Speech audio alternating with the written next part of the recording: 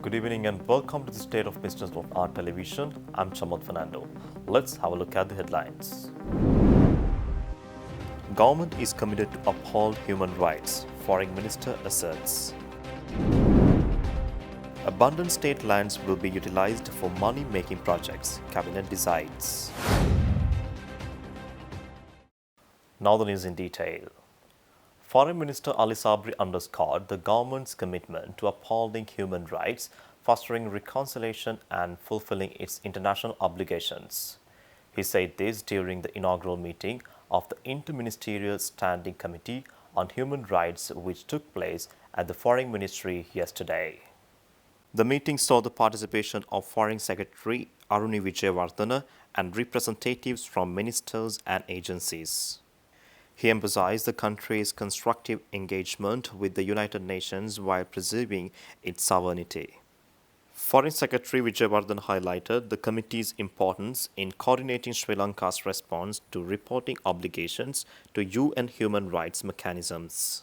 She outlined the structure of the committee comprising 21 government line agencies operating as a two-tier process. The meeting included updates from the United Nations and Human Rights Division on Sri Lanka's reporting obligations under international human rights conventions.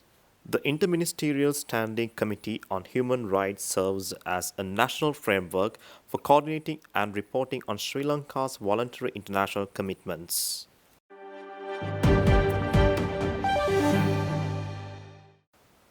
The government aims to offer long-term leases to investors and export-oriented businesses, making a pivotal step towards harnessing untapped resources on state-owned abundant lands. The cabinet spokesperson and Minister Bandulu Gunawardena said this speaking at the post-cabinet meeting media briefing yesterday. Minister Gunawardena underscored the program's objective of establishing livestock frames for exports and producing other exportable goods and services. He highlighted that a significant portion of land managed by the Janata Estate Development Board and the Sri Lanka State Plantation Corporation has remained idle or underutilized.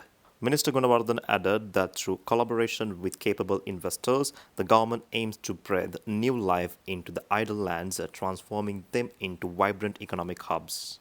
The initiative signals a proactive approach towards unlocking the potential of state-owned lands, paving the way for sustainable economic development and prosperity.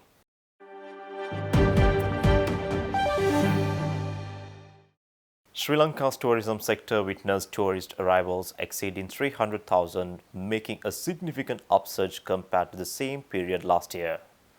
Tourism Minister Harin Fernando revealed that nearly 92,000 visitors arrived in Sri Lanka during the first 12 days of February, speaking to a local newspaper yesterday.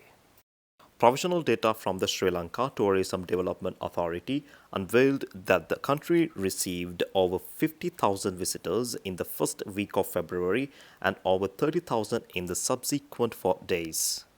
The daily average arrivals for February surged to over 7,000, showcasing a notable uptick compared to both last year and January this year, which stood at 6,000.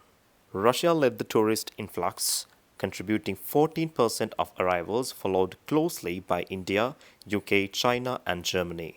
Visitors from France, Poland, Australia, US, and Netherlands also contributed to the positive momentum. January witnessed a milestone with tourist arrivals surpassing the 200,000 mark for the second consecutive month, signaling a robust recovery trajectory for Sri Lanka's tourism industry. Tourism earnings in January recorded a remarkable increase of 122.7% year-on-year, amounting to over $341 million, making the highest earnings for January since the Easter Sunday attacks.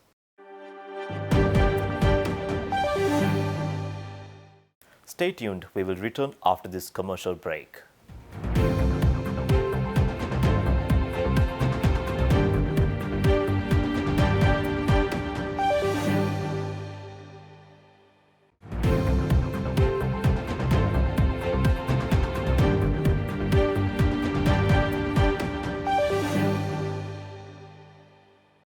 Welcome back. Japanese Ambassador Mitsukoshi Hideaki and resident representative of the UNDP Azusa Kubota marked the official launch of a new project titled the Project for Promoting Economic Governance through Anti-Corruption Policy Support in Colombo yesterday. The newly launched project aims to strengthen the anti-corruption ecosystem in Sri Lanka through national policy reform, inter-stakeholder collaboration, and enhanced institutional capacity building. Supported by the government of Japan through the Japanese supplementary budget, the project will be implemented by the government of Sri Lanka and UNDP in Sri Lanka. Japanese Ambassador Mitsukoshi Hideaki emphasized Japanese commitment to supporting Sri Lanka's economic governance and anti-corruption initiatives. He highlighted the importance of anti-corruption measures in creating a business-friendly environment for foreign investors, expressing Japan's dedication to promoting fair economic governance in Sri Lanka.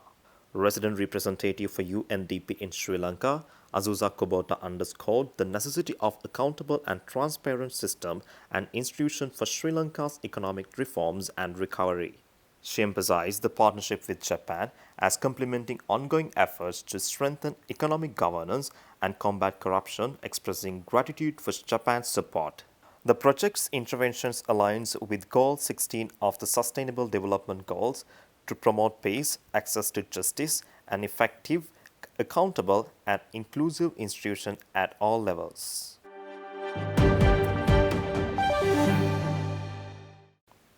State Minister of Mass Media Santha Bandara emphasized efforts to bolster revenue and streamline expenditures across 16 institutions under the ministry.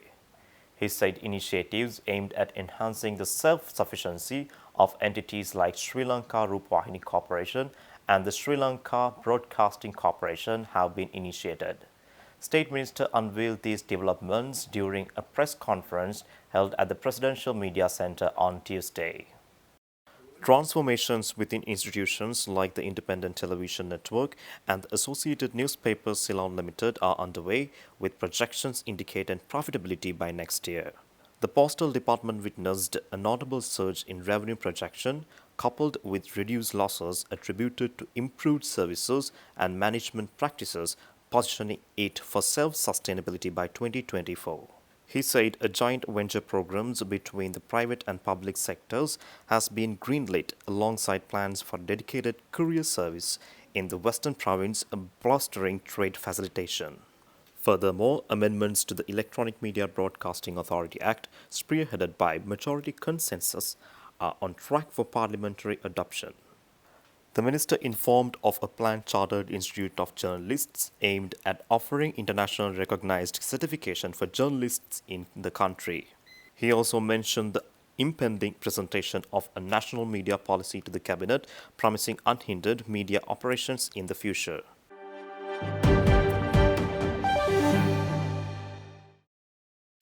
The iconic Rainbow Warrior ship arrived in the port of Colombo, heralding a historic moment in the battle against climate change in the South Asian region. Greenpeace, the renowned global environmental organization, also launched its South Asia regional office, signaling a commitment to addressing the environmental crisis yesterday. The opening ceremony of Greenpeace South Asia brought together environmentalists, youth groups, authorities, and celebrities, all united by a shared mission.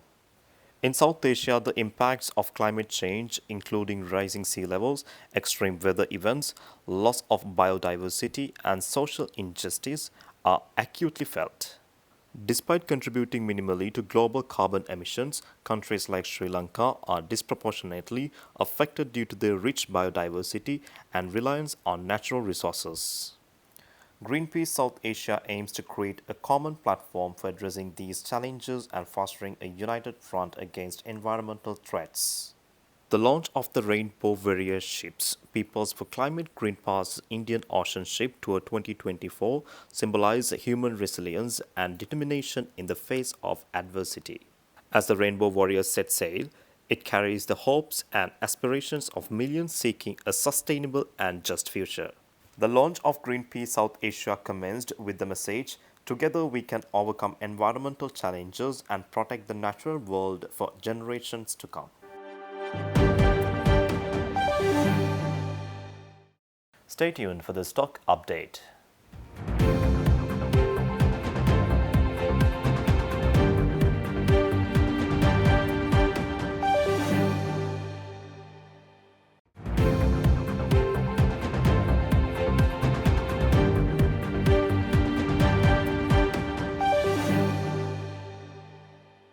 Trading at Colombo Stock Exchange ended on mixed notes today.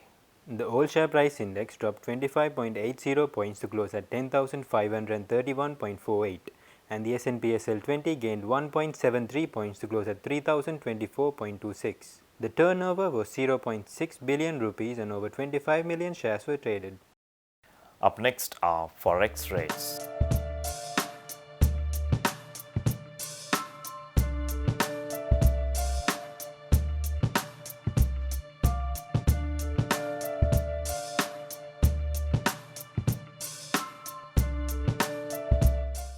That's all our news for today. For this and more, subscribe our channel on YouTube, follow us on Facebook. Take care.